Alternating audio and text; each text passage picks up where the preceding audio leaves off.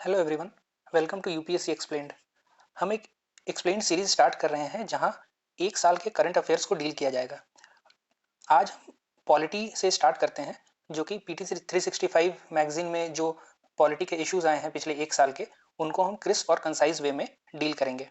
So let's get started. पहला issue है basic structure of Indian constitution.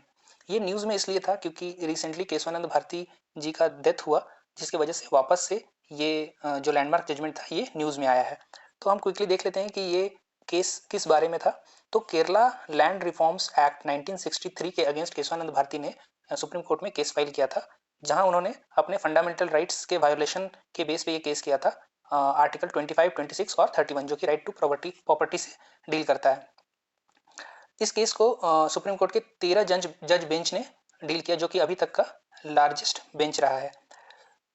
इस judgement के बाद हमें कॉन्सेप्ट ऑफ बेसिक स्ट्रक्चर मिलता है, लेकिन ये बेसिक स्ट्रक्चर जो इवोल्यूशन हुआ वो एक लॉन्ग प्रोसेस है, जो कि 1951 से ही स्टार्ट हो गया था, जब पहला कॉन्स्टिट्यूशनल अमेंडमेंट एक्ट आया था। तो हम क्विकली देख लेते हैं कि ये बेसिक स्ट्रक्चर का जो इवोल्यूशन है वो कैसे हुआ। तो शंकरी प्रसाद केस 1951 और सज्जन सिंह केस 1965, इन दोनों में इन जजमेंट्स थे, उसमें कहा गया कि parliament can amend any part of the constitution including fundamental rights. यानी कि आर्टिकल 368 के अंडर जो अमेंडिंग पावर्स दी गई हैं पार्लियामेंट को, तो पार्लियामेंट कॉन्स्टिट्यूशन के किसी भी पार्ट को अमेंड कर सकता है, इवन फंडामेंटल राइट्स को भी। लेकिन गोलकनाथ केस जो कि 1967 में हुआ, उसमें ये कहा गया कि जो फंडामेंटल राइट्स हैं they can not be amended by parliament. ठीक है। तो 1967 के बाद इस जजमेंट को ओवररूल करने के लिए 24th और 25th कॉन्स्टिट्यूशनल अमेंडमेंट एक्ट आए 1971 में, जब इंदिरा गांधी की सरकार थी। तो 24th अमेंडमेंट क्या कहता है? Constitutional amendment is not a law under article 13, hence parliament can amend fundamental rights. ठीक है।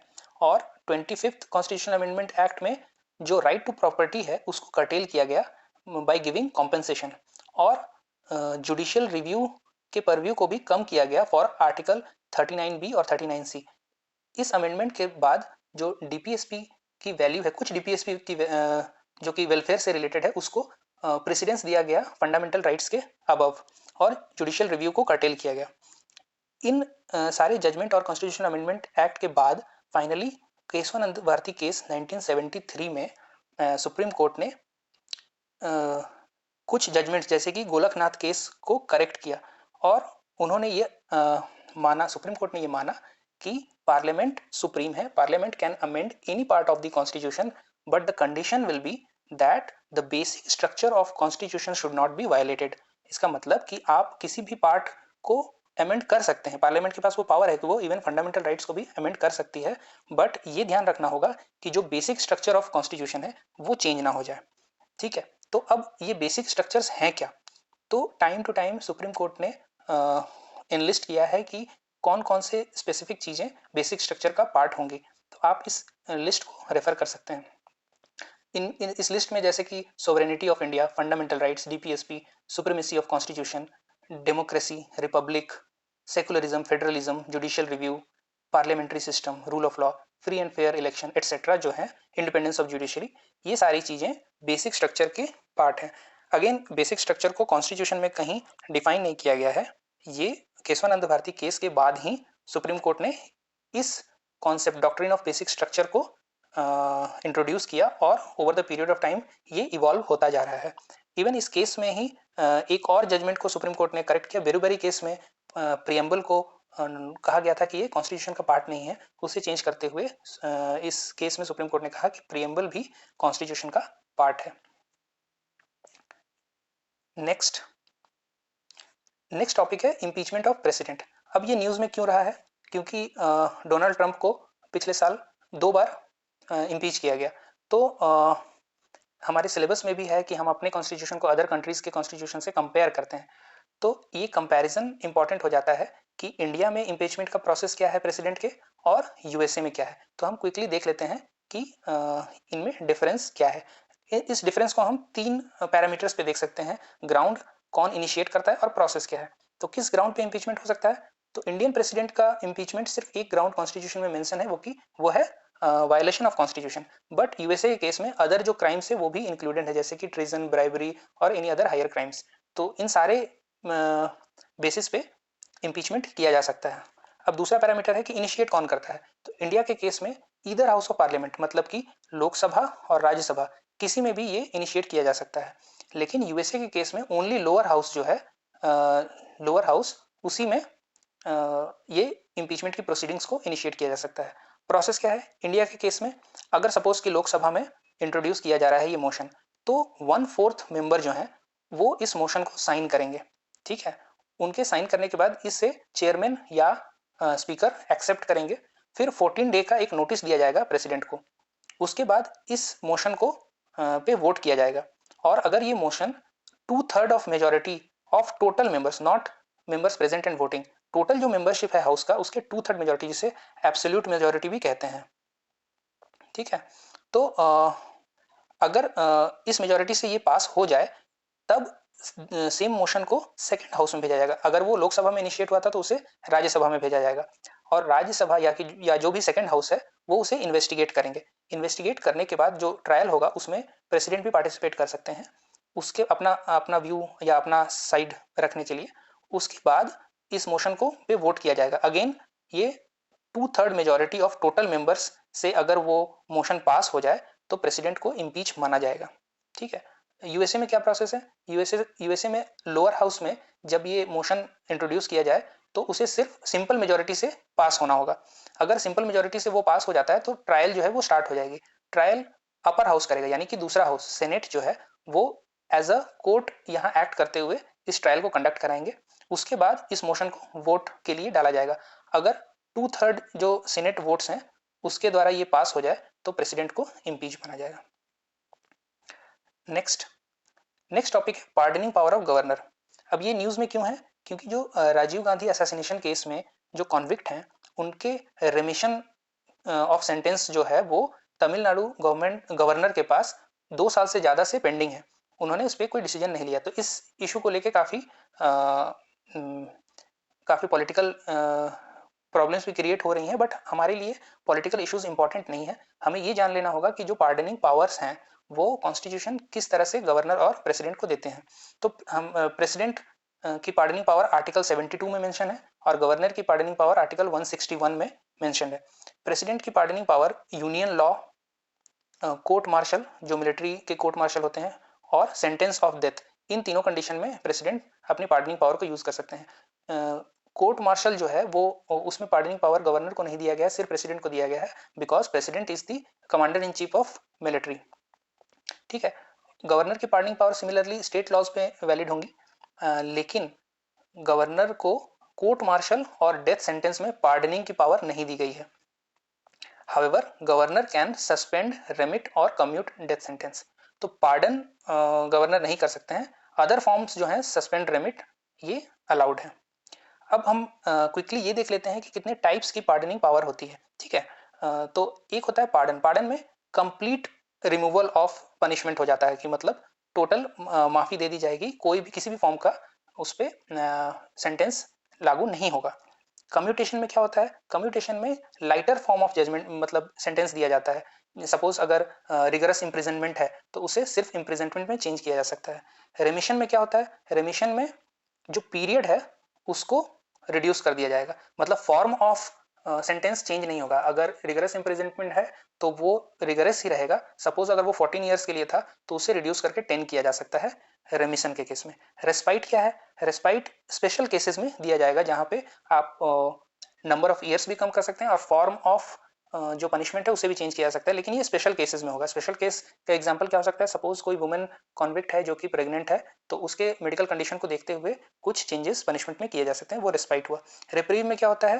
रिप्रीव में जो सेंटेंस है उसे स्टे कर दिया जाता है टेम्पररी पीरियड के लिए। जनरली ये डेथ सेंटेंस में यूज किया जाता है so that the convict can use और explore the other legal rights which is given to him by the constitution. तो उस पीरियड उसके जो सेंटेंस है उसे टेम्पररी पीरियड के लिए स्टे कर दिया जाता है। अब pardoning power of governor and president देखने के बाद हम एक बार उसे यूएस के साथ कंपेयर भी कर लेते हैं। तो USA president has the constitutional right to pardon और कम्यूट सेंटेंसेस। ये उनका कॉन्स्टिट्यूशनल राइट है, प्लस उनके डिस्क्रिशन पे है। बट इंडियन प्रेसिडेंट के केस में क्या होता है कि Indian president has to act on the aid and advice of cabinet. वो उनका डिस्क्रिशन नहीं होता है, उन्हें काउंसिल ऑफ मिनिस्टर या कैबिनेट के एड एंड एडवाइस में ही अपना इस पावर को यूज कर सकते हैं। नेक्स्ट टॉपिक है सब कैटेगराइजेशन ऑफ ओबीसी। सब कैटेगराइजेशन ऑफ ओबीसी अभी न्यूज में क्यों है, क्योंकि जो ये कमिटी फॉर्म किया गया था उसके टर्म को एक्सटेंड किया गया है, कैबिनेट ने अप्रूव किया है कि इनके टर्म को एक्सटेंड किया जाए। तो ये फॉर्म कब हुआ था, 2017 में। आर्टिकल 340 के अंडर प्रेसिडेंट को पावर है कि वो एक कमिटी को अपॉइंट कर सकते हैं to investigate condition of backward classes. तो इस पावर को यूज करते हुए 2017 में प्रेसिडेंट ने एक कमिटी फॉर्म की, headed by justice G Rohini. तो इनका टर्म ऑफ रेफरेंस क्या था, इन्हें एग्जामिन करना है uneven distribution of reservation benefit among different caste in OBC. Okay, OBC को जो रिजर्वेशन मिला है over the period of time, ये देखा जा रहा है कि ओबीसी में जो डिफरेंट कास्ट हैं सबको बराबर ये बेनिफिट नहीं मिल रहा है। जो वेल ऑफ कास्ट और फैमिलीज हैं उन्हें ये जनरेशन आफ्टर जनरेशन बेनिफिट मिलता जा रहा है, बट द लोअर स्ट्रेटा में जो लोग हैं ओबीसी के अंडर ही, उनको रिजर्वेशन का बेनिफिट नहीं मिल रहा है। तो इस अनइवन डिस्ट्रीब्यूशन को कम करने के लिए सब कैटेगराइजेशन करना जरूरी है।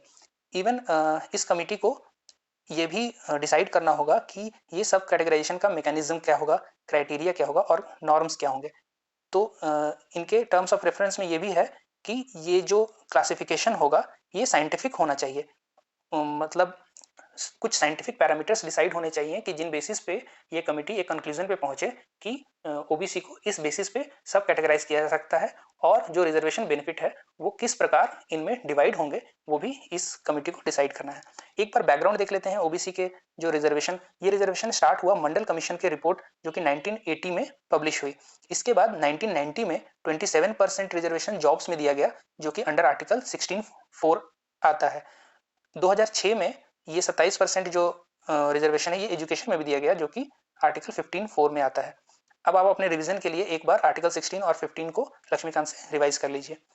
नेक्स्ट डेवलपमेंट हुआ इंदिरा सोनी जजमेंट में जो कि 1992 में आया। यहाँ पे क्रीमी लेयर को अलग कर दिया गया। जिन फैमिलीज की इनकम सर्टेन लेवल से ज़्यादा, अभी ये लिमिट 8 लाख है, तो उस इनकम लेवल से ज़्यादा वाले जो ओबीसी के अंदर कैटेगरीज हैं उनको क्रीमी लेयर में दिया गया जिन्हें रिजर्वेशन का बेनिफिट नहीं मिलता है। तो ये जो सब कैटेगराइजेशन के लिए काफ़ी कमिटीज़ ने रिकमेंडेशन दी टाइम टू टाइम। लेटेस्ट जो रिकमेंडेशन था वो 2015 में आया, एनसीबीसी यानी कि national commission of backward classes के द्वारा। उन्होंने रेकमेंड किया कि ओबीसी के अंदर 3 कैटेगरीज होनी चाहिए, एक ईबीसी, एमबीसी और बीसी।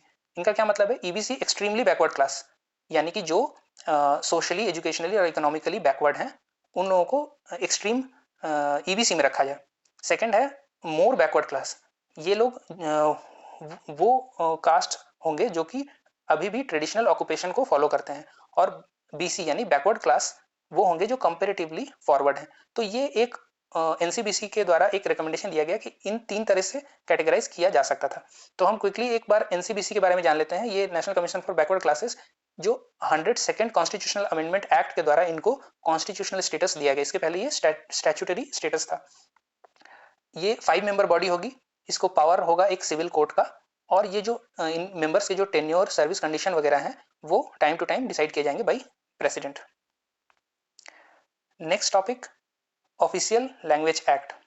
अब ये ऑफिशियल लैंग्वेज एक्ट 1963 अभी न्यूज में क्यों है? Recently chief justice of India ने ये रिकमेंड किया कि जो ऑफिशियल लैंग्वेज एक्ट है उसको अमेंड करना चाहिए to include more vernacular languages in governance.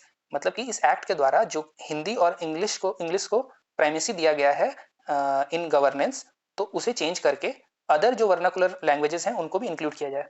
ये एक्ट क्या कहता है? This act provides for languages which may be used for official purpose of union, parliament, central and state acts and high courts। ठीक है। This act also provides for both English and Hindi shall be used for certain specified purposes like resolution, rules, general orders, etc। Constitution में क्या provisions हैं official languages को लेकर? तो article 343 to 351 ये deal करता है ऑफिशियल लैंग्वेजेस से। हमारा जो 8th शेड्यूल है उसमें 22 लैंग्वेजेस को रिकॉग्नाइज किया गया है। जो लेटेस्ट एडिशन हुई है इनमें वो 92nd कॉन्स्टिट्यूशनल अमेंडमेंट एक्ट 2003 में हुई, जिसमें बोडो, डोगरी, मैथिली और संथाली को ऐड किया गया था। आर्टिकल 243(1) ये कहता है कि हिंदी जो देवनागरी लिपि में है उसे ऑफिशियल लैंग्वेज ऑफ यूनियन कहा गया, ठीक है। और 343(3) के अंदर कंटिन्यूएशन ऑफ इंग्लिश प्रोवाइड किया गया, जो कि अब टाइम टू टाइम इसे रिवाइज किया जा सकता है, बट और ये पावर जो है वो पार्लियामेंट के पास होगी, अगर वो चाहे तो उसे चेंज कर सकते हैं। आर्टिकल 344(1) क्या कहता है कि जो प्रेसिडेंट है वो एक कमिटी को फॉर्म करेंगे, कमीशन फॉर्म करेंगे time to time to promote official language, और इनमें क्या क्या एडिशन और डिलीशन हो सकता है इसके ऊपर एक कमिटी फॉर्म होगी प्रेसिडेंट के द्वारा, और वो इस ऑफिशियल लैंग्वेजेस में हिंदी या इंग्लिश किसे प्रमोट करना है वो डिसाइड करेंगे। आर्टिकल 348(1) इसमें कहा गया कि जो proceedings of high court and supreme court है that should be in English, but parliament has the power to change it. Article 351 provides for the spread and development of Hindi as a official language। ये article 351 जो है ये governments को मतलब union central government को ये empower करती है कि वो हिंदी को as a official language promote करें, ताकि ये एक यूनिफाइंग फैक्टर की तरह काम करे। जो हमारे कंट्री में डिफरेंट एरियाज हैं, डिफरेंट लैंग्वेजेस हैं, तो जो यूनिफाइंग फैक्टर हो वो हिंदी हो, जो कि अभी प्रेजेंट टाइम में तो इंग्लिश ही है, बट सरकार को ये एस्पायर करना चाहिए कि over the period of time Hindi को प्रमोट किया जाए।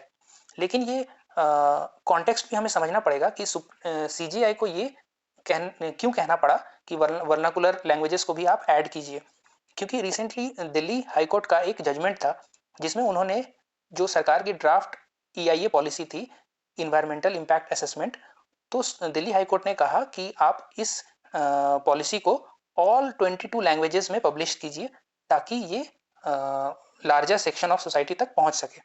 तो इस जजमेंट के अगेंस्ट सेंटर जो है वो मूव की सुप्रीम कोर्ट में कि कॉन्स्टिट्यूशन कहीं भी इस बात को प्रोवाइड नहीं करता है कि आप किसी भी पॉलिसी या नोटिफिकेशन को सारे 22 लैंग्वेजेस में पब्लिश करें। लेकिन सुप्रीम कोर्ट ने इस पर कोई जजमेंट नहीं दिया। उन्होंने कहा कि आप दिल्ली हाई कोर्ट में ही रिव्यू पिटिशन फाइल करें, और मीनवाइल सीजीआई ने ऑब्जर्वेशन दिया कि ये इंपॉर्टेंट है कि जो इम्पॉर्टेंट पॉलिसीज हैं सरकार की वो सारे लैंग्वेजेस में पब्लिश हों, ताकि स्पेशली जो ये इन्वायरमेंट इम्पैक्ट असेसमेंट है इसमें तो पब्लिक पार्टिसिपेशन भी एक इम्पॉर्टेंट स्टेप होता है। तो वहाँ पब्लिक पार्टिसिपेशन तभी ज़्यादा होगा जब मैक्सिमम लोगों तक उनके वर्नाकुलर लैंग्वेज में ये पॉलिसी पहुँचेगी।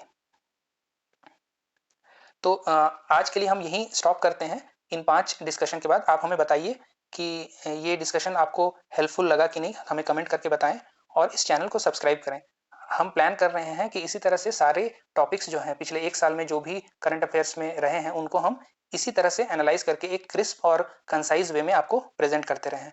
तो आप अपना फीडबैक हमें ज़रूर दें और इस चैनल को सब्सक्राइब करें for the next videos. Thank you.